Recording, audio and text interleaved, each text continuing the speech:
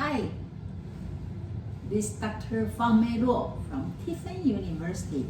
Welcome to join me for the counseling lecture. This is the part 2 for Adler's individual psychology. If you have chance to watch the first video of Adler, you know how he was grow up, right? As an unfortunate childhood, but then he turned his life from negative to positive. Okay, so that actually is very important in Adler's theory. He believed inferiority can become superiority. Okay, that's important. One of the important concepts for his theory. Okay, you also remember he's a second child. Remember, so then he very jealous to his brother, and so in his theory, actually one of the important concepts for his theory talk about how birth order can affect people's personality. Okay, then you also he was part of Freud's psychoanalysis. Then he start to feel uncomfortable because he his own idea. And so then they separate, okay, after work together for 11 years. So in here, when you see these charts, let's do a little bit comparison about these two people's their theory, okay? So in the left-hand side, it's about Freud's idea. In your right-hand side, it's about Adler, okay? So in Freud's idea, you can see he talk about how important of the early childhood, especially the first 6 years, okay?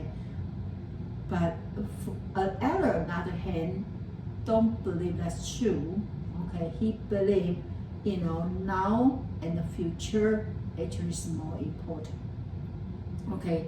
The second row talk about, if we look at left side, is Freud, okay? And Freud talk about we were determined by like unconscious, right, and instinct, right? Talk about instinct of life and instinct of death, right? But then Adler, on the other hand, talk about actually social interest is even more important to influence people by those unconscious part. Okay. The third difference between these two is Freud talk about how important the past. So when he worked with people, remember he used the free association, the dream analysis to help people go back to the past, right? He also had people talk about the past, right? And Adler, they future goal is even more important, okay, than the past, okay. And the last one we talk about, remember Freud talk about people have 3 parts. Remember, id, superego, and ego, right? But then Adler said no, you cannot divide the people. Okay, if you want to understand people, you need to see the whole. You need to see people as a whole. It's called holism. Okay, so is it good? Yes. You ready? Okay. So the first idea that Adler talk about is subjective perception of reality. Subjective perception of reality. So that means everybody have see the world through their eyes. Everybody see the world through their eye. Okay, so it's very subjective, okay? So you can see in this box, okay, in the right side box, right? They talk about, the subject reality include, what people's their thinking, their feelings, right? And their value and their belief. This very subjective, okay? And objective reality, he believes is less important. What the real reality looks like doesn't matter. It's more important. More important is how people feel about those reality. Okay, so if you want to understand people, you have to look their eye. So just think about a little baby. If you want to see how baby feel about something, how much they like something, you look at their finger. You know, they sometimes they say, oh, so that means they are interested about that. Okay, and so you through their finger you can see where their eye, or if you look at where their eye focus, okay, then you can understand people. So some you cannot say they are right or wrong because that's really how they feel. If they tell you they are sad, they must be sad. You cannot say no, it's not sad. Okay, they feel sad, so you have to believe them, right? So it's called subjective perception of reality. Okay, the second, then here, because we talk about how important as a whole, right? So here the unity, and let's look at the unity and the pattern of human personality. Okay, so do you know why his theory called individual psychology? That means people cannot divide it. Okay, so individual, it means as a whole. So people cannot be divided. Okay, and this holistic concept, it means we cannot understand people by different parts. Okay, so he also believed, okay, we are social, creative, and decision-making beings who act with purpose and cannot be fully known outside the content that have meaning in our lives. Okay, so you cannot just see people's behavior and believe you understand them. You don't. You need to understand them through their eyes, right? Remember, through their eye, their perception about outsider, right? Through their perception about outsider, so you understand what are they thinking about, right? You cannot just from their outside behavior know who they are, right? Okay. You see, I use these people and then kick the ball and kick the earth, right? So he believed whatever we do, we all have the purpose. Whatever we do, we all have purpose. So-called behavior as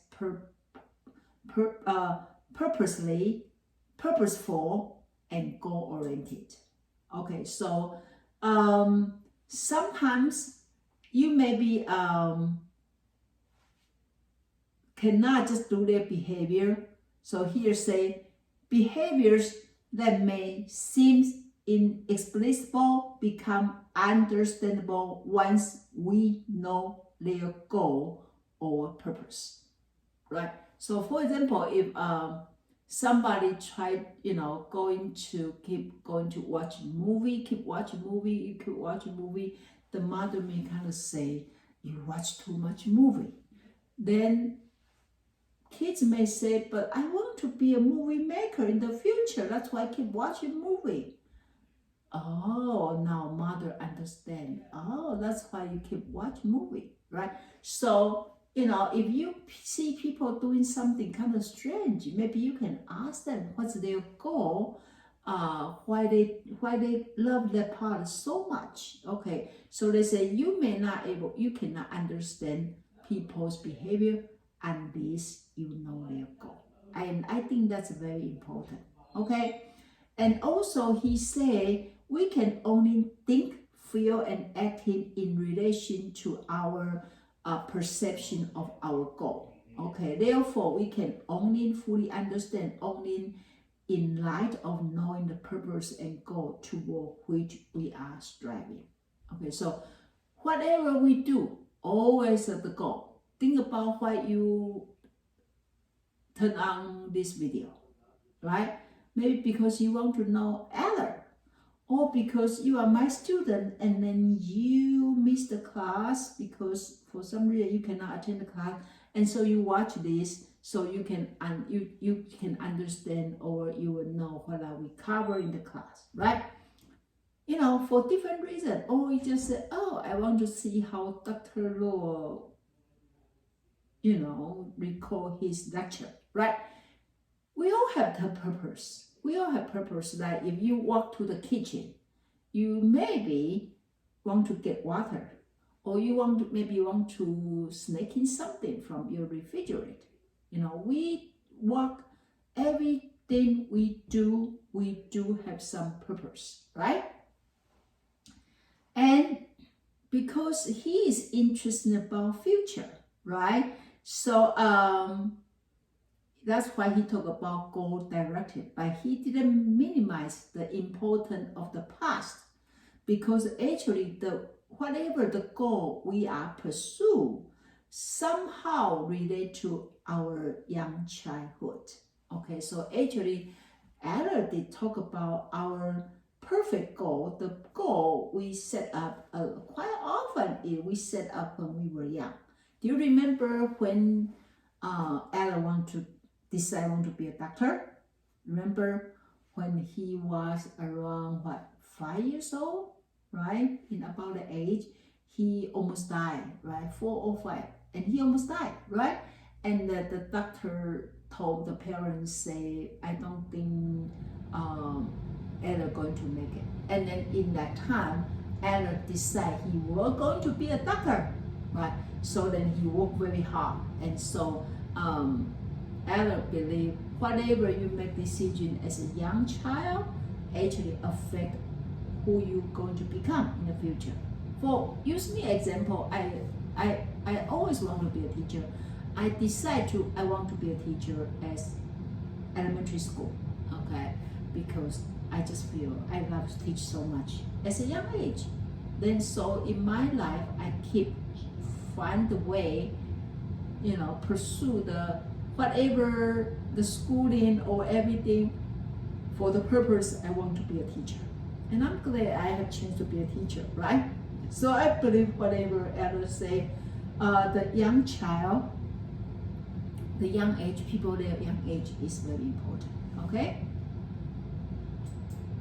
Okay, sorry I didn't show you this part. Okay, it's here.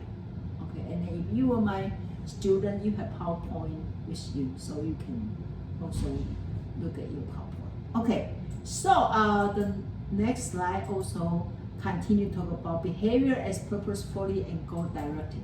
Okay, so as he said, the goal you set up as a young age is very important. That's called guiding self ideal. Guiding self ideal and goal of perfection, they are actually, this is important. Actually, that is a goal. Keep pushing you to go through the way that you are going. Okay, think about right now, whatever you are pursuing, is there something you set up when you were young age, right? Okay. Also, we are pursue our dream. Okay. Also, it's not only for ourselves; it's also for the common good of others. Okay. So we want to be good, so we can help in other people. We can help in the society. So for Freud, you are not only pursue the dream for yourself. Okay. Next one. Let's see what we have here. Okay. Wow, I love this idea. Okay, let's talk about striving for significance and superiority. Okay, remember I mentioned earlier, Adler is very weak when he was young, right? And then somehow they make him feel he's less than his brother, right? Inferiority. Okay, but he believed that is the power, that is the motivation for you to become better, and that's called superiority. Okay, superiority. So then here we say Adler stressed that the recognition of inferiority feeling and the consequent striving for perfect are innate. Okay, they are two sides of the same coin. So the moment you experience inferiority, we are pulled by the striving for superiority. What do you think about this? What do you think about this? Actually, I really like this idea. Actually, as young age, I'm always feel I'm less than my sister. Okay, because I'm the twin, and my sister is 15 minutes older than me, but looks like she's 15 years older than me because she's good at everything, and I'm always behind. Okay, so that's inferiority make me want to be better, so I can be either as same as her or can be somehow in some way better than her. Okay, so good. Fortunately, we are in the same different field. She was working on, she had a PhD in history. I had a PhD in counseling. So then now we don't need to compete. Right now we can work together. Right. So I feel that inferiority somehow actually it's the reason I can be improve and can have a better life, and so that's why I really like Adler's this part of theory. How about you? Do you have the same experience? Hopefully you chance to share with me. Okay. Another concept from Adler is called lifestyle. Okay, what's lifestyle mean? Lifestyle mean plan of life, or style of life, or strategy for living. Okay, and then Adler believe everybody have different lifestyle, and lifestyle actually is become to create who you are. Okay, so here I like these two quote. Okay, Adler saw us. I say this when we talk about the life story. Adler saw us as an actor, as creators, and as artists. Wow! So we are the art, but we also the artist to create this art. So if you see a beautiful painting, right? Think about your life is a painting. Who painted that? You. You paint that. You. So if you want to be a good picture, then you have to draw a good picture. You need to work very hard to make yourself become a good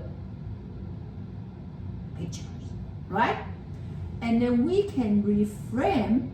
So like Adler even has a very unfortunate childhood. He said what? We can reframe childhood experience and consciously create a new style of living. So we don't need to like Freud say, oh, if you were like this, then that'll be your life forever. No. Look at Adler, right? He almost becomes shoemaker.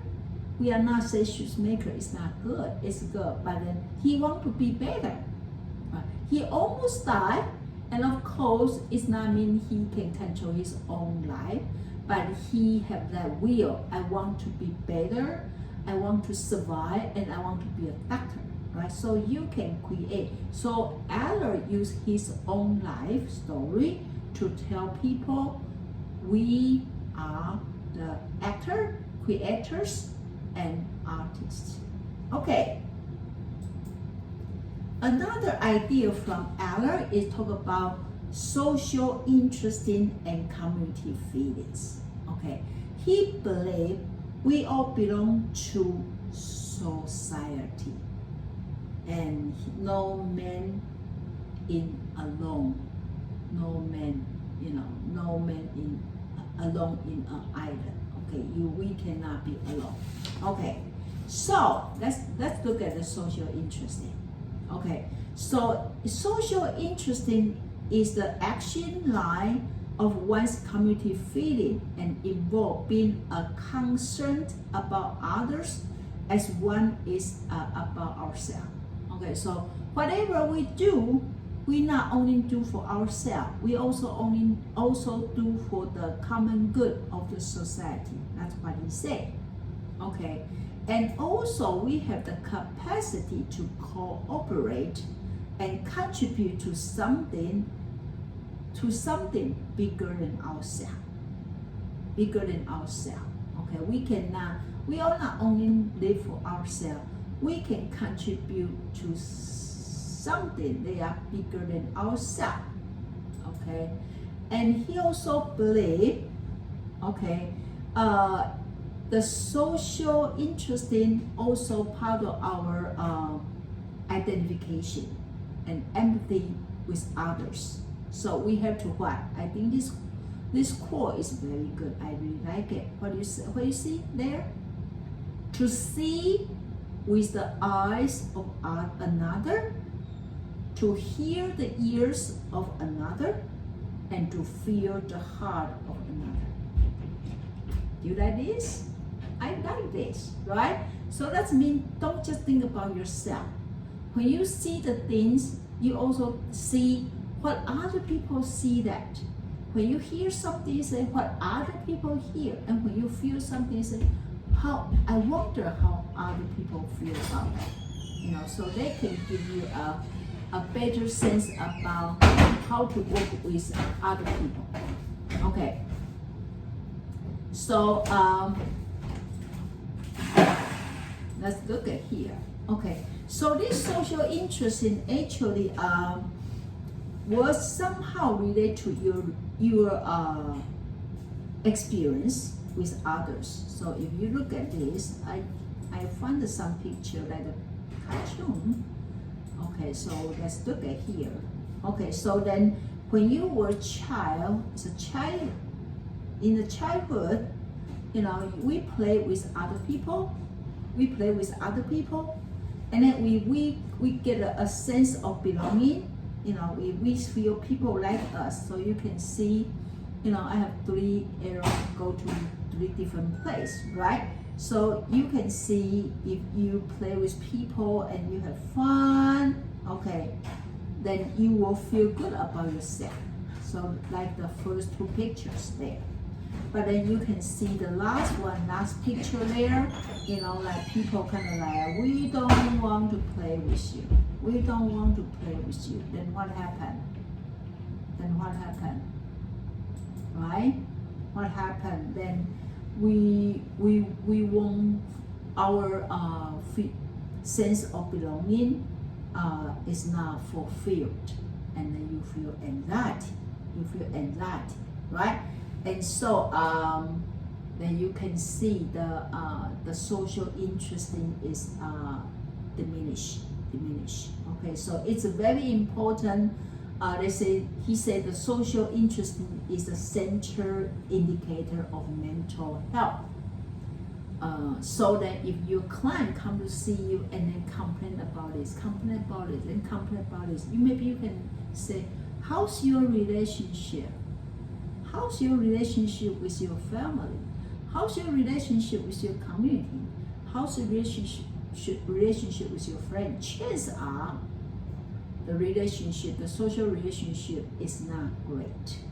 So because the friend don't want to talk to them, or this, or the husband not talk or something, then the people start to have trouble to trust themselves, feel anxious. Okay, don't you think so? Right? So that for Adler, the social interest is very important part of our mental health. Okay. Now, part of social interest, Freud and Adler also talk about we all have 3 important tasks. in our life. And you can see this related to social interest. One is what? Building friendship. Second one is establish intimacy, so love, marriage test, right? The third is contributing to society. So these three you can see all related to the social interest. So friendship, intimacy, and then contribute. So the relationship is social task, and intimacy is love and marriage task, and contributing to society is occupational task. So people need to work, people need to have friends, and people need to have a love, right? And that's important. Now, look at this chart. Social interest plus take action equal courage. Social interest plus take action equal courage. Think about this one, right? As Adler said, we all have social interest, but we may not take action because I'm not sure. So I don't have that courage, because people may not like me, people may laugh at me, and so that becomes trouble, right? So actually, if you have social interest, actually you have to take action. And once you take action, you will start to make friends, you start to able to build relationships with others, and that means you have courage. That means you have courage, right? Yeah, I think so, right? What do you think about it? Okay, the next one talk about the family influence. Okay, family influence here. Okay, so do you know who is the first person the baby learn to build a relationship? The mother. The mother. Okay, mother is the first person babies seek to connect with. Okay, and the mother also show baby how to interact with other people, and the mother also the one show the baby how they. So if mothers love the baby, will make baby fulfill the social interest needs, and knowing somebody out there love me. Okay, and mother also as an important person to introduce the baby to the father.